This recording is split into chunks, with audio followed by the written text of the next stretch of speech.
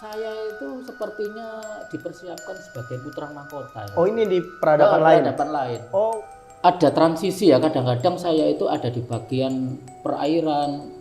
Waktu itu kalau tidak salah ya identik dengan peradaban Melayu ya. Saya itu punya binatang peliharaan burung banyak seperti burung merpati itu. Dan burung merpati ini seperti sudah terlatih ya. Saya perintah apa itu mereka tahu.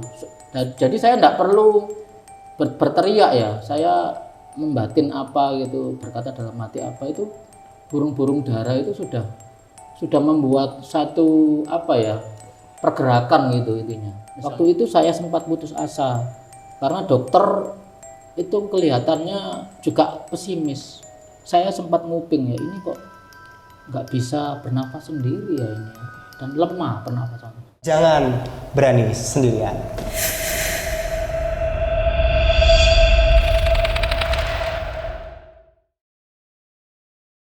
Dan waktu itu saya tuh rasanya juga ada kedekatan dengan peradaban itu. Berarti kemungkinan besar saya juga masih keturunan ya. Karena memang data dari yang saya pelajari itu memang ada keterkaitan bangsa Nusantara ini dengan Bangsa Tiongkok. etnis Tionghoa. Tionghoa ya. Itu nanti episode lain mungkin bisa Siap. dibahas. Tapi di peradaban itu punya status nggak, Mas Andrian ini? Kayak misalnya diterima sebagai orang asing kah atau emang parlok situ warga lokal? Jadi kayak biasa aja gitu menjalani kehidupan sehari-hari. Apa? Oh, kamu orang asingnya gitu. Ini kita di sini begini kehidupannya. Gimana waktu itu ceritanya? Kalau di kehidupan yang pertama, yang peradaban pertama yang Nomaden itu saya itu sepertinya masa kanak-kanak sampai remaja ya. Jadi saya itu ngikut aja di peradaban itu. Kalau di peradaban Tiongkok purba ini saya juga masih dalam remaja, dalam usia remaja. Karena waktu itu tidak ada satu misalnya keistimewaan apa. Sampai juga kunciran belakang nggak? Kayak Enggak, karena saya kan waktu itu masih remaja ya, rambutnya kan belum panjang. Tapi waktu di peradaban nomaden sama Tiongkok purba itu saya juga waktu itu lupa melihat diri saya itu berpakaian apa. Tetapi nanti saya akan ceritakan waktu saya masuk dalam peradaban seperti kerajaan itu. Itu saya itu sepertinya dipersiapkan sebagai putra mahkota ya. Oh, ini di peradaban lain? Peradaban lain. Oh, abis dari yang peradaban Sungai Besar itu terus loncat lagi ke sistem kerajaan. Tapi masih Tiongkok apa? Enggak, beda. Itu apa sudah ini? lepas. Backgroundnya apa sekarang? Suatu kerajaan Asia Tenggara? tetapi bukan kerajaan Singasari atau Majapahit. Oh, Nusantara lah jelas ya. Ya. Kelihatannya backgroundnya identik dengan Nusantara. Di situ memang ada transisi ya, kadang-kadang saya itu ada di bagian perairan. Waktu itu kalau tidak salah ya identik dengan peradaban Melayu ya. Melayu seperti kerajaan Sriwijaya gitu ya. Tapi kadang-kadang juga saya di daratan, misalnya di dalam satu bangunan yang memang identik, orang katakan itu istana ya. Itu yang peradaban ketiga itu yang saya masuk di situ. Kalau di waktu di background alam perairan itu saya lihat memang transportasi utama itu memang perahu-perahu itu ya.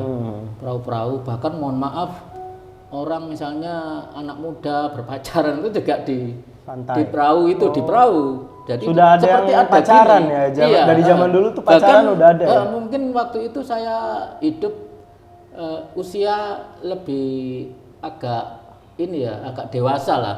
Saya mohon maaf ya waktu sampai itu juga pacaran di sana. Iya, di atas perahu-perahu itu seperti ini, ada seperti tenda. Memang dan itu banyak di situ. Dan saya sempat merasakan, saya diceritakan itu naksir seorang cewek waktu itu. Dan sempat saya mohon maaf ya, saya aja berkenalan pacaran istilahnya di situ.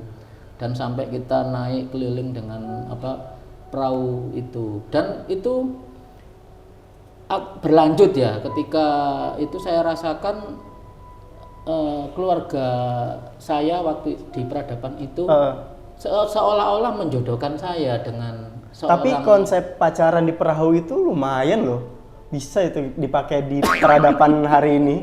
Kayaknya belum ada, udah ada belum sih pacaran di perahu? Ya, nanti mungkin. kita buat lain kali ya. Kayak mungkin nanti akan jadi viral. Ya mungkin saya bisa jadi konsultannya.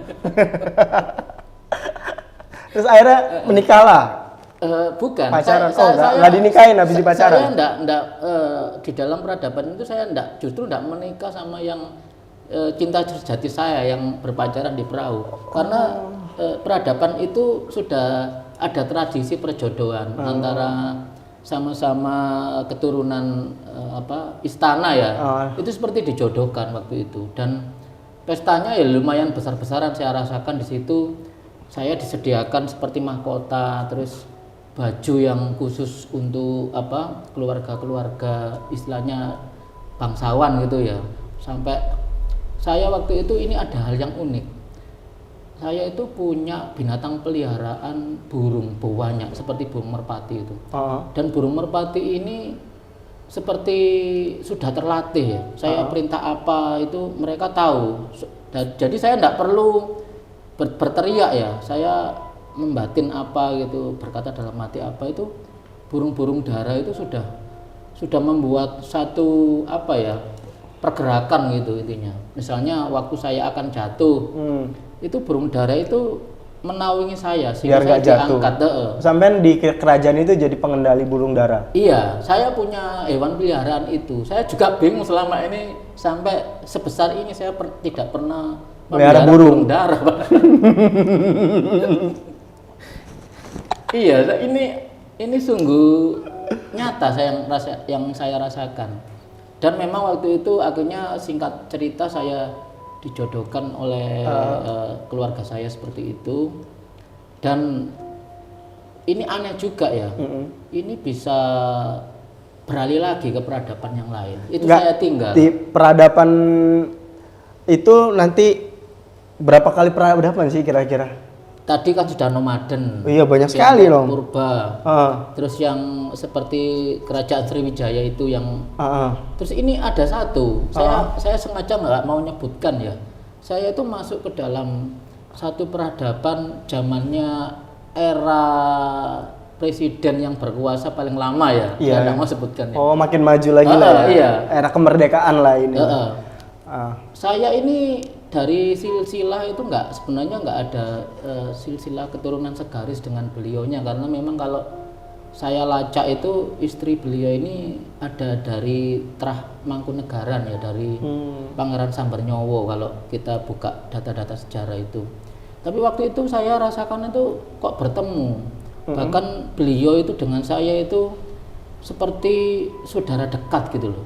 Dia waktu saya ke rumahnya beliau, saya disambut, dipersilahkan seperti rumah sendiri. Dan di situ saya sempat diajak, beliau ini punya seperti villa ya di satu pegunungan, dan beliau ini juga saya heran kok ada kaitannya burung lagi ya. Burung ini apa beliau kali ini ini? Seolah-olah seperti ini. Burung gemak itu apa bahasanya? Gemak. Gemak itu ya. Burung puyuh. Oh, burung iya. puyuh. Saya rasakan ini punya membudidayakan burung puyuh. Waktu itu ya burung lagi ya. Burung apa teman? Burung puyuh. Burung puyuh. Iya. Waktu itu ketika panen burung puyuh ini era itu lucu ya. Jadi burung-burung itu dijaring. Dijaring, tapi waktu itu bertepatan dengan adanya musim dingin ya, ada musim angin gitu. Jadi burung-burung itu kan nggak bisa terbang sebenarnya. Tapi karena ada angin, mereka bisa lumayan terbang agak tinggi, dan waktu panen banyak itu seperti dijaring sama kain. Seperti itu. Saya ikut memanen dan saya rasakan hawanya itu sangat luar biasa sejuknya ya. Seperti kita di daerah Batu di pegunungan itu, kurang lebih seperti itu. Dan yang terakhir yang membuat saya ngeri itu ya, saya masuk seolah-olah itu nggak tahu peradaban masa lampau dalam suatu bencana ya, atau gunung meletus atau apa yang pokoknya bencana besar gitu loh. Saya lihat itu banyak bangunan lah, bangunan ini kurang jelas ya, bangunan modern atau setengah modern atau bangunan klasik itu kurang jelas waktu itu. Saya lihat itu matahari itu waktu siang sudah sinarnya itu nggak terlalu terang benderang, seperti ada asap atau kabut menutupi bumi ini, sehingga sejauh mata memandang itu sepertinya ya dampak letusan gunung berapi yang dahsyat gitu.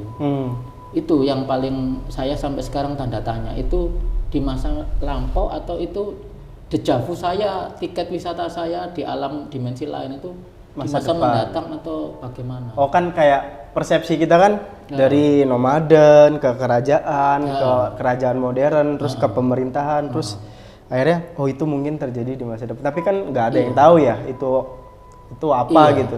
Tapi gini, waktu saya buka kitab karangan Raden Ngabei Ronggowarsito, itu ternyata orang-orang yang semula menuding Raden Ngabei Ronggowarsito ini cuma cerita dongeng, cerita legenda, kitab-kitabnya ternyata sekarang menjadi salah satu kitab rujukan ilmiah bagi para pecinta gunung ya. Kenapa kok bagi para pecinta gunung atau peneliti tentang gunung? Ternyata tulisan Ronggowarsito ini pernah saya Mas Andrian ini Raden Ngabei Ronggowarsito ini kan banyak yang nggak tahu ya. Itu siapa? Raden Ngabei Ronggowarsito itu seorang pujangga besar dari keraton era Pakubuwono ya. Era Pakubuwono, dan memang buku-bukunya itu ketika kita tidak memahami isinya, gaya bahasanya seolah-olah itu dongeng atau legenda ya. Tapi kalau kita memahami makna isinya, terus kronologi waktunya, itu ternyata Ronggowarsito itu menjelaskan tentang bencana yang luar biasa dari letusan salah satu gunung, kalau tidak salah itu Gunung Krakatau Purba ya, pernah waktu itu meletus dahsyat. Jadi letusannya itu sampai ke Eropa. Saya berpikir apa saya ini sempat memasuki dalam peradaban itu ya, karena memang sepertinya seluruh permukaan bumi sejauh mata memandang itu kerusakan besar terjadi, dan kok itu cocok ya dengan apa yang diceritakan di dalam buku Ronggowarsito. Bahkan para peneliti ilmiah tentang letusan gunung purba itu sekarang menjadikan kitab yang dibuat oleh Raden Ngabei Ronggowarsito sebagai referensi ilmiah. Hal apa yang dijadikan rujukan? Kan kita kan emang temanya ini lagi gunung nih, menarik nih. Kalau apa rujukan yang diambil dari kitab Ronggowarsito itu untuk zaman sekarang? Berarti era Raden Ngabei Ronggowarsito ini orang yang punya satu kemampuan ilmiah ya, karena di eranya, apalagi kalau dikaitkan dengan masa perkembangan ilmu pengetahuan di Nusantara waktu itu, jarang ya yang punya kemampuan mengungkap secara bahasa ilmiahnya tentang bencana, tentang letusan gunung. Mungkin kalau di luar negeri itu lebih banyak ya. Tetapi sekarang referensi dari tulisan Ronggowarsito itu ternyata tidak kalah dengan ahli-ahli pakar-pakar peneliti gunung. Kayak jurnal ya. Kayak jurnal. Akhirnya setelah berabad-abad, syair ini ternyata rupanya sebuah jurnal. Menggambarkan letusan bencana besar dari gunung berapi ya.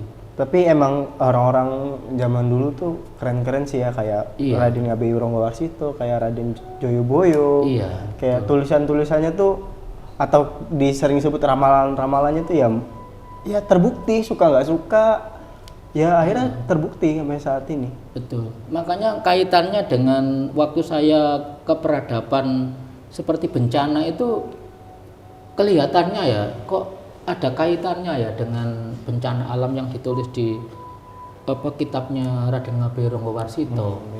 Karena memang waktu itu saya terus terang samar-samar ketika ada bangunan roboh, ada pemandangan alam, saya waktu itu nggak seberapa jelas model bangunannya itu bangunan kuno atau zaman modern gitu ya. Yang jelas dampak dari bencana itu sangat dahsyat gitu yang saya rasakan. Bahkan seluruh sejauh mata memandang ini kabut. Ini seperti Debu. sinar matahari itu Nyaris nggak turun tembus. berapa persen karena ketutupan dari mungkin Abu vulkanik, abu apa. vulkanik atau asap dari gunung berapi yang meletus itu. Mas Andrian, ini momen ketika dari wisata spiritual itu ke kehidupannya terus sampean bangun ini apa sih momennya? Kayak misalnya ada kejadian kah yang terjadi kayak sudah waktumu sudah habis, balik lagi ke dunia yang sebenarnya gitu. Apa terbangun begitu saja apa gimana? Waktu itu saya rasakan memang Tuhan itu memberikan bonus ya. Wah, anak ini mungkin kurang piknik ya bahasanya itu. Karena saya kan terus terang ya banyak sibuk ngurusi keluarga, apalagi saya kan single parent ya. Pekerjaan juga istilahnya untuk piknik itu apalagi masa pandemi ya, ini kan juga nggak bisa ya, sampai dan saya nggak mau beresiko lah ya, saya banyak kalau nggak ke kantor cuma ke rumah aja. Akhirnya ya pas koma itu diajak jalan-jalan. Tuhan memberikan pengalaman yang sangat luar biasa ya. Padahal sebelumnya saya tidak pernah berpikir saya ini produk reinkarnasi atau saya bisa kembali dejavu seperti teman-teman saya yang mengaku-ngaku dirinya spiritualis atau indigo. Mereka tuh kalau cerita itu bisa jalan-jalan ke masa lampau. Saya tidak sebelumnya nggak percaya. Bukannya nggak percaya, saya skeptis. Tidak pernah punya pikiran atau berpikir tentang hal itu. Tidak pernah secuil pun. Jadi nggak ada background kehaluan di masa yang sebelum koma itu ke bawah sampai koma ya nggak ada ya? Nggak ada, bahkan jangankan mempunyai keinginan, berpikir pun nggak terbersit sedikit pun. Dan memang itu saya anggap sebagai tahu-tahu itu habis jalan-jalan itu langsung bangun gitu? Sebenarnya nggak langsung bangun, saya sempat merasa gagal ya dalam untuk bisa pulih karena suara saya waktu itu juga karena ini kan dilobangi untuk ventilator ya ini kan. Saya nggak bisa bernafas, saya pakai mesin ventilator untuk membantu pernapasan saya. Nggak bisa langsung pulih, saya harus mengalami beberapa tahap. Waktu itu saya sempat putus asa karena dokter itu kelihatannya juga pesimis. Saya sempat nguping ya, ini kok nggak bisa bernafas sendiri ya ini ya, dan lemah pernapasannya. Dan kata-kata dokter itu membuat saya kecil hati sebenarnya ya. Saya akhirnya sempat pasrah. Tuhan, kalau Tuhan memang ngambil nyawa saya ya terserah, itu kehendak Tuhan. Tapi kalau Tuhan memberikan saya kesembuhan, jangan separuh-separuh Tuhan. Bahkan saya itu sempat pernah stres ya. Saya itu mengira saya itu bisa keluar dari rumah sakit, tetapi dengan harus membawa tabung oksigen. Bayangkan ya, saya nggak lucu kan. Saya kerja, misalnya saya naik sepeda motor masa bawa oksigen gitu. Saya itu sampai berpikir begini berarti. Terus di kantor saya itu untuk masuk ke ruang redaksi itu kan harus naik tangga. Saya itu sempat berpikiran pesimis ya. Aduh, kalau hidup pun seperti ini ya juga berapa duit juga yang harus saya keluarkan beli oksigen ya. Sebelum ada masalah tabung oksigen yang diborong-borong oleh masyarakat, saya sudah berpikir duluan tentang tabung oksigen itu. Karena hal ini merupakan suatu beban ya, sampai saya itu merasakan mujizat yang luar biasa. Saya merasakan saya gagal kok tiba-tiba alat-alat ventilator itu dilepas selangnya dari leher saya. Saya jadi bingung, ini apa ya? Padahal saya merasa gagal, tapi kok tiba-tiba saya dilepas. Ternyata saya ini sudah bisa bernafas sendiri. Dan itu mujizat yang saya alami, yang makanya bahasa saya ini, hidup saya ini hidup bonus dari Tuhan. Saya sudah dikasih bonus bisa berwisata ke berbagai peradaban di masa lampau. Dikasih hidup lebih panjang lagi ya. Sehingga saya juga bisa menikmati piknik yang luar biasa ya, sehingga saya tidak perlu mengeluarkan biaya. Berarti saya tidak perlu mengeluarkan harus menaik transport apa. Di kisah ini ada dua hal yang mungkin penonton ini ya, penonton boleh percaya boleh tidak. Yang satu, COVID itu ada beneran apa enggak, terserah. Tapi nyatanya teman saya yang di samping ini pernah koma karena terpapar COVID-19. Yang kedua, cerita yang tadi yang dia ke dimensi lain itu juga boleh percaya boleh nggak, bener kan? Nggak ada yang maksa ini kamu harus percaya, tapi kalau percaya monggo, nggak percaya silakan. Cuman kadang ada orang-orang yang penasaran sih sama cerita-cerita. Ini kayaknya dibikin film bagus deh. Iya nggak sih? Kayak, atau enggak emang Mas Andrian ini bikin buku aja deh, kayak perjalanan menerobos zaman, lintas zaman. Bagus banget sih. Saya itu wisata. Oh iya, wisata. Karena memang saya kurang piknik, terus terang saya jujur ya. Sehingga ketika sembuh dan saya sudah merasakan piknik ke berbagai peradaban, udah bebas, men. Ya. Gue udah ke Cina, men, gitu kan. ternyata kok linear ya, dengan data-data sama ya. Itu ya identik. Oh. Di situ ada genetik dari Tiongkok, dari Persia. Menurut saya itu biarkan aja menjadi misteri dan kebahagiaan, kebanggaan Mas Andrian sendiri. Boleh teman-teman percaya, boleh enggak. Ini sudah panjang lebar. Kayaknya kita udahi aja kayak percakapan kita malam hari ini. Terima kasih sudah menyaksikan. Jangan lupa like, subscribe, dan share. Kita tunggu Hasan di episode-episode berikutnya, dan jangan berani sendirian.